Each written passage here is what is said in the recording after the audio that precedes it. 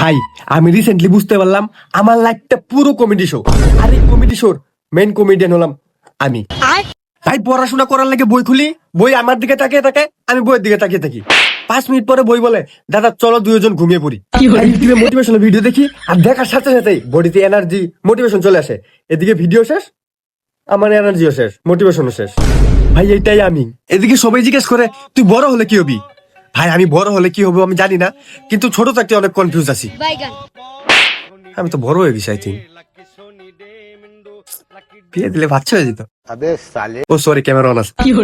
হঠাৎ কোনোদিন সিরিয়াস হয়ে পড়তে বসি, তখন শালা আমার এই বন্ধুগুলো পড়তে দেয় না, শালা রিলস পাঠিয়ে দেয়, তখন আমি পড়াতে হয়ে নাচতে শুরু করি।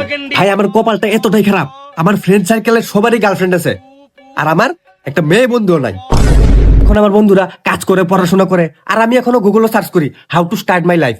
গুগল রিপ্লাই দেয়, এটা আমারও জানা নেই। আমার লাগে ভালো জিনিসগুলো ইনস্টলই হয় না, আর খারাপ জিনিসগুলো ইনস্টল হয়ে ডিলিটই হয় না। মাঝে মাঝে মনে হয় শালা কচু গাছে ফাঁসি দিয়ে মরে যায়।